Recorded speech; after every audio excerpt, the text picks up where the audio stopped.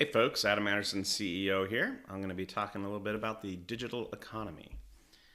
So, who am I and why should you listen? Well, I'm ruggedly handsome, and that's according to my wife. I've got 3 years as the scholar in residence for cybersecurity research at Clemson University, and that basically means I got to write a lot of books while talking to some business people to try to understand how they can go about integrating cybersecurity into business.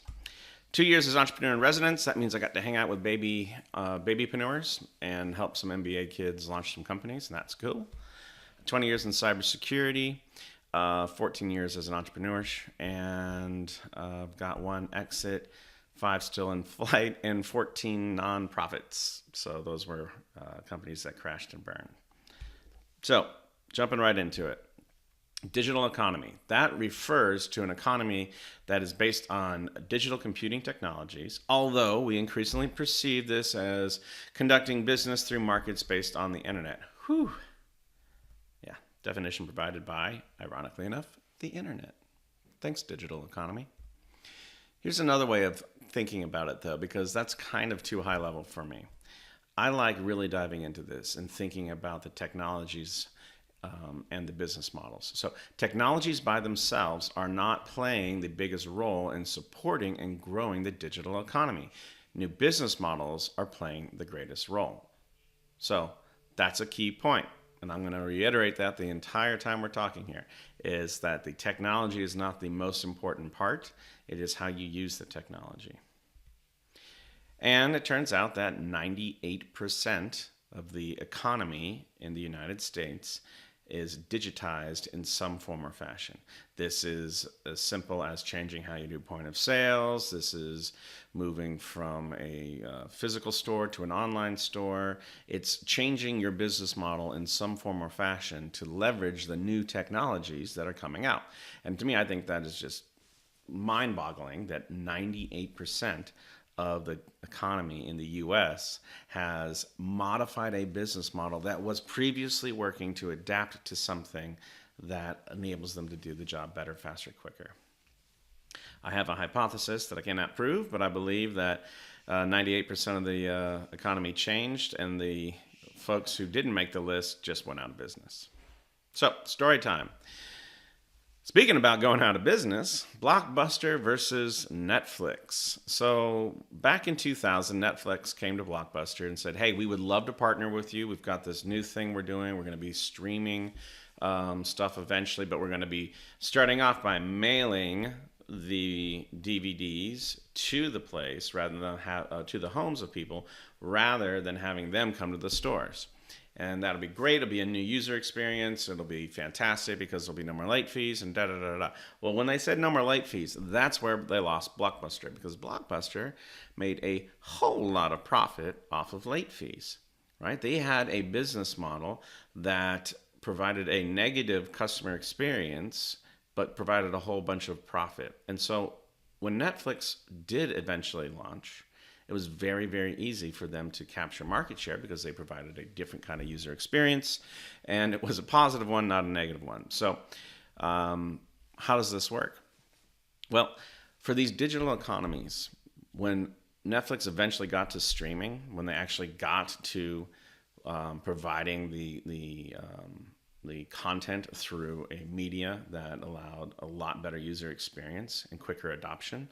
So let's think about that, right? Quicker adoption.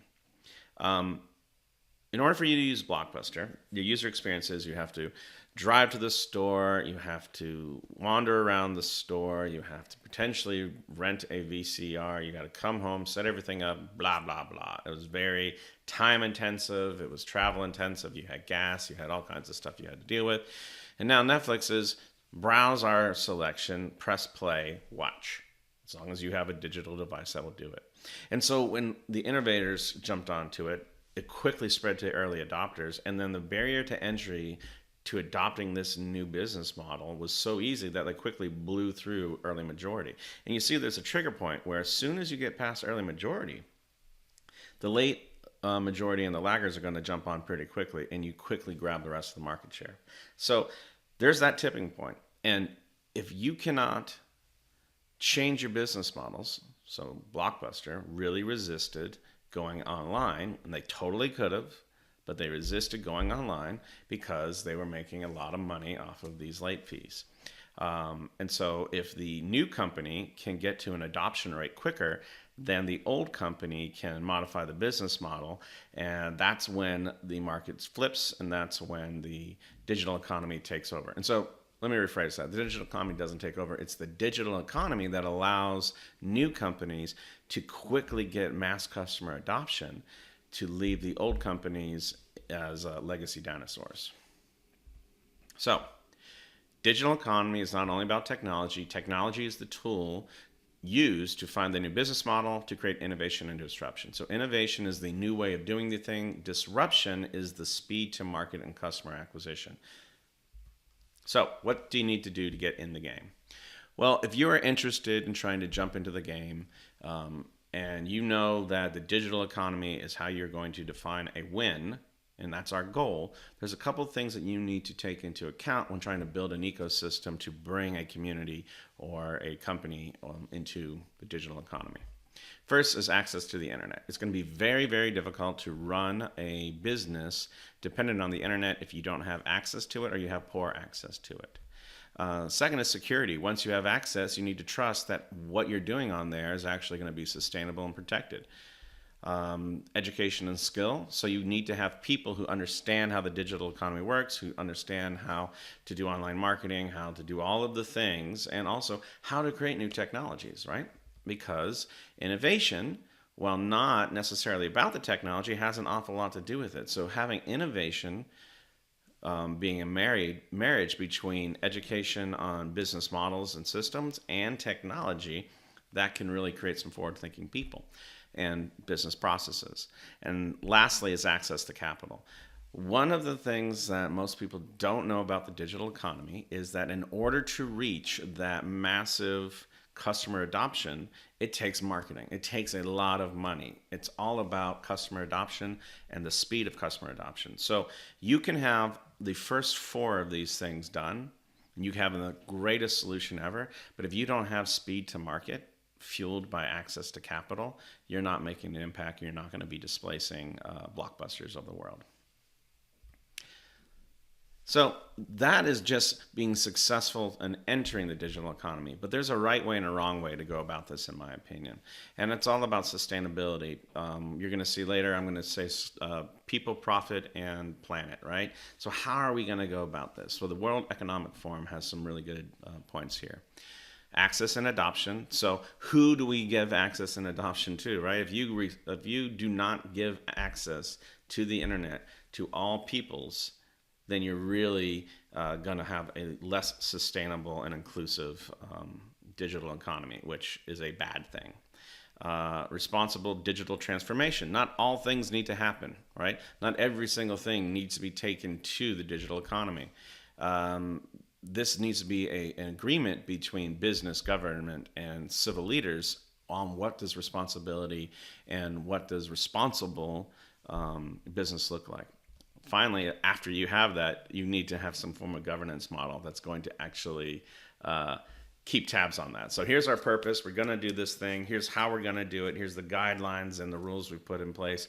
Who's checking to see if it's happening? Because, by the way, after you get to a point where you are making a lot of money, it is often difficult to go back to your core values and make sure that you're still following those things, right? Look at Blockbuster. I'm sure they didn't open with, we're going to make a bunch of money by penalizing our people, right? What happened is they found a really cool way of making cash flow off of some late fees, but that wasn't the reason they opened those stores. I can't wait to charge late fees was not what probably on their value statement, right?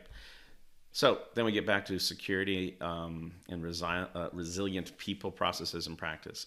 So this is cool because this is talking more than just digital security. It's talking physical security. How do we protect the actual computers and assets? How do we protect the supply chain? How do we make all parts of the digital economy secure physically? We're also talking information, right? So the cyber stuff that you're used to hearing about. And then lastly, the people part of this is psychological security, or SciSec. And that's a whole new version of security that's coming out. That's all about resilience for people. You can think of the opposite of this as the social engineering that's happening, where you build these cybersecurity fortresses, and then you surround it with a physical security moat, and then somebody lowers the drawbridge and let the bad guys in because of social engineering. User-centric digital identities. So this means I am who I am no matter where I go on the internet. This is having, instead of 700 username and passwords, because getting another username and password sure is a barrier to actually using a new product. And you'll see some of this. You can use your Google account on a lot of different places, your Facebook account. And so there are companies that are working on making this digital identity for you. But until we get there, it's going to be a friction point inside the digital economy. And lastly, how are we going to handle all this data we're collecting? What is the way that we are going to do innovation on everybody's personal data that is in an ethical way that goes back to our purpose and back to how do we be sustainable and inclusive? So thank you, World Economic Forum. Good job, guys. So why don't big companies get it? Why don't these large companies change and jump into the digital economy?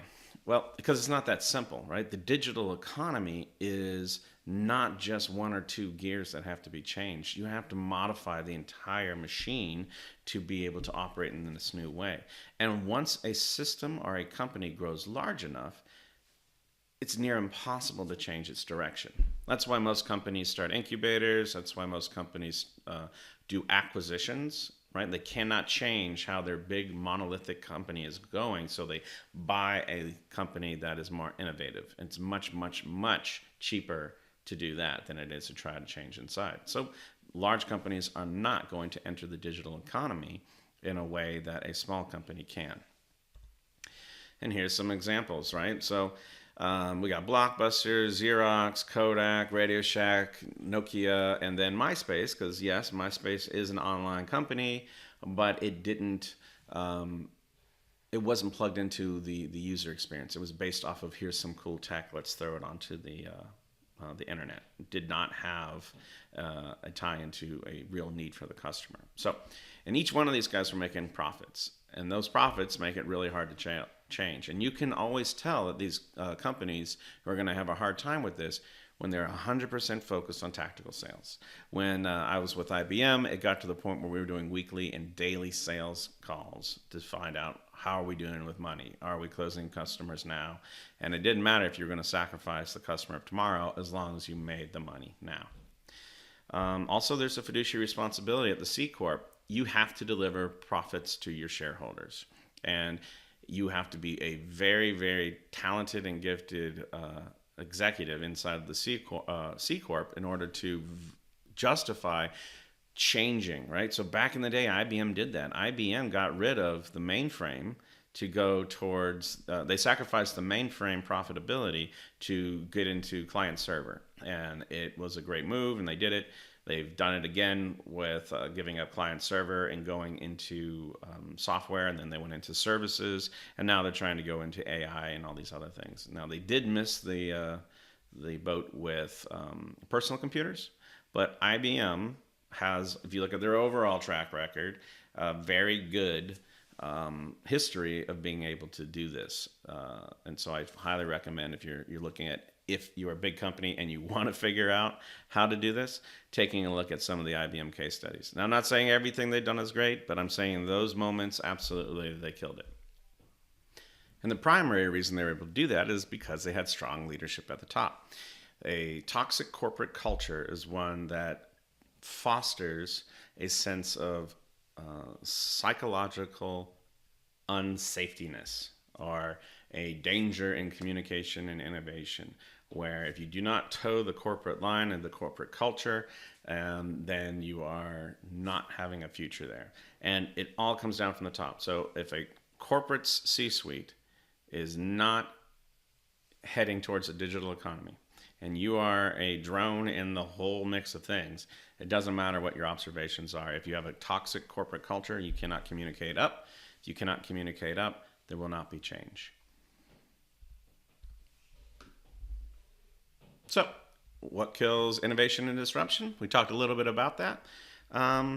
Focus on short-term results, lack of understanding of the problem, lack of key partners, lack of education and technology, lack of education on business models, lack of peers in shared spaces, both physical and mental, and lack of vision and mission. And I would also add to that, align that vision and mission with an important purpose.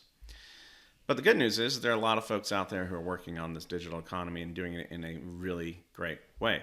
I love pointing at the Virgin Islands Innovation Lab. They have a very clear mission of what they're trying to accomplish. They're rebuilding their economy from the ground up after the hurricane, and they've got a real focus on people, planet, and profit. All of this going back into the purpose of it's not okay to do what we've been doing. We've got to come up with sustainable solutions, and the digital economy is a fantastic way to get there for them. So thanks for spending some time with me. I hope you guys had some fun. Take care.